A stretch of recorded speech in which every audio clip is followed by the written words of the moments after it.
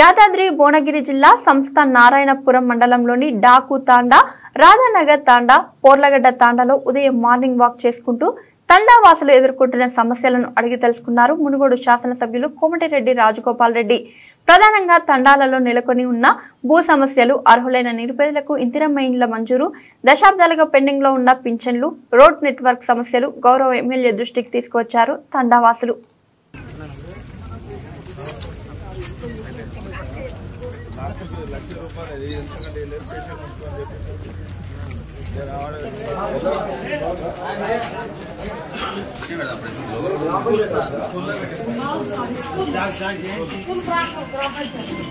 ఇదే గ్రామ పంచాయతీ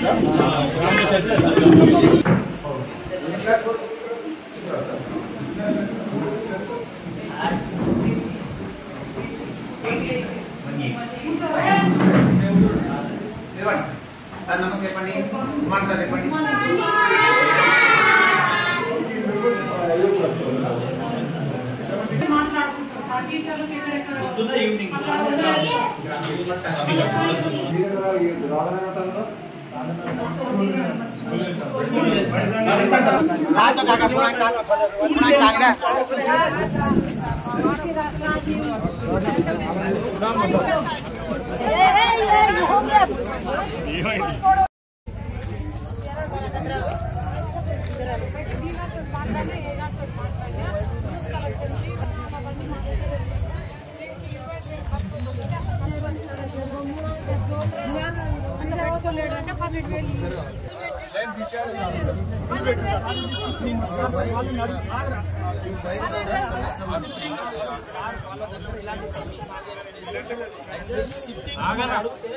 బడ్జెట్ రాలేదు, ట్రాన్స్ఫార్మర్ వచ్చింది వాళ్ళకి వచ్చి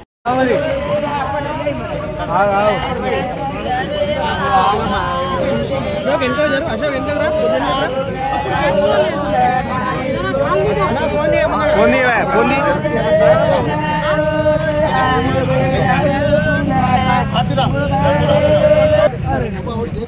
జ్యోతి అరే అశోక్ జరుగు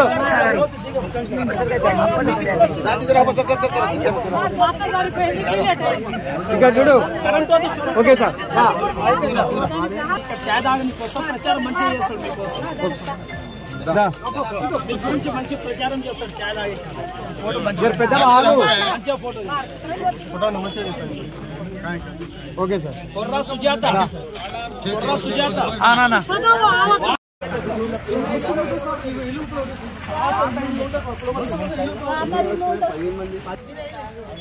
కాటి వరా కాటి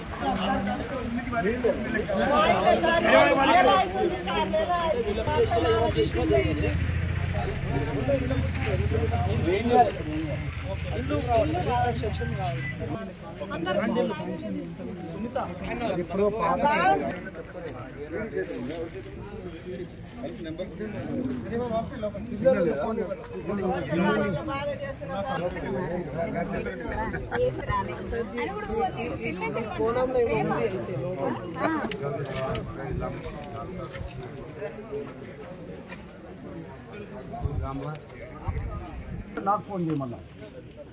అవసరమైతే మీ మినిస్టర్ గారితో మాట్లాడతా, మీ కలెక్టర్ గారితో మాట్లాడతా.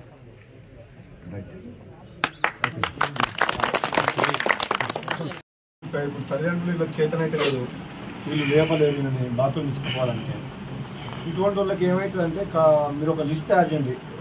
ఇట్లా పెన్షన్ వచ్చినా కానీ చేసేటోళ్ళు లేరు కదా, వీళ్ళకు పెన్షన్ వస్తుంది. తల్లిదండ్రులు ఉన్నారు కాబట్టి చేస్తున్నారు, లేకపోతే చేయలేరు కదా. పెన్షన్ ఇచ్చిన 3,000 రూపాయలు ఇస్తే ఏమవుతుంది? 3,000 4,000 వస్తుంది. చేసేటోళ్ళు కావాలి కదా. అందుకనే ఒకటి రిహాబిలేషన్ సెంటర్ అని ఉంటుంది. రిహాబిలేషన్ సెంటర్ అంటే మనం ప్రతి మండల హెడ్ క్వార్టర్లో ఒక రిహాబిలేషన్ సెంటర్ కట్టినాం అనుకోండి, మనం కడదాం. మనం గవర్నమెంట్ ద్వారా కాదు, ప్రైవేట్ కోమటిరెడ్డి సుశీలమ్మ ఫౌండేషన్ ద్వారా కట్టాలి. టైప్ చేసిన ఒకటి రిహాబిలేషన్ సెంటర్ కడితే 100 మందికి 150 మందికి ఉంటుంది. ఇప్పుడు ఊరికి ఇక్కడి మీరు మన 31 గ్రామాల్లో ఇటువంటి వాళ్ళు ఎంతమంది ఉండాలి మీరు తయారు చేయండి. వీళ్ళకి పెన్షన్ వస్తుంది కానీ వీళ్ళు డిపెండెంట్స్, పైసలతో కాదు. వీళ్ళకి చేసేటోడు కావాలి. వీళ్ళు బతికిన రోజులు ఆ రిహాబిలేషన్ సెంటర్లో ఒకసారి జాయిన్ చేసినాం అనుకో, వాళ్ళు రీహాబిలిటేషన్ సెంటర్లో వాళ్ళు నర్సుల మాదిరిగా ఉంది. ఒక 150 మంది ఉంటే 2-3 ఎకరాల స్థలం ఉంటుంది, రీహాబిలిటేషన్ సెంటర్ కడతాం.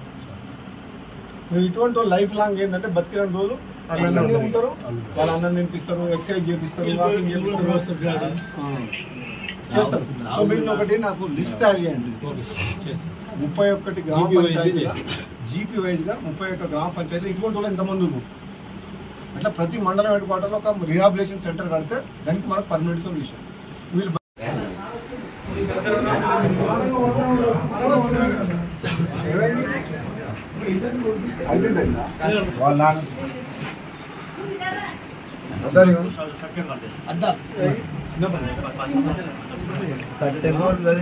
అప్పుడు కోళ్ళతో ఉండే అటు నడుచుకుంటూ 10th వరకు చదివింది. తర్వాత ఇంటర్మీడియట్ నారాయణపురం లేదామంటే పరిస్థితి బాగా బ్యాగ్ మోయలకు తేడవట్టి అనుకోండి. అప్పటి నుంచి ఇంటికే పరిమితి. ఉంటుంది 23-24 ఉంటుంది సార్. బాత్రూమ్ పోయేస్తున్నాం వాళ్ళ నాయన తీసుకోవద్దాడు. నాన్న వాళ్ళమ్మ సార్ ఎంతమంది కొడుకులు నీకు? 2 ఆడపిల్లలు 2 మగ పిల్లలు. 3 ఆడపిల్లలు. మాట్లాడు ఎల్లు కూడా వెళ్ళిపోయింది. 7 గంటలకు పనుకుంటాడు. ఆ రోజు 7 గంటలకు ఇంటిలే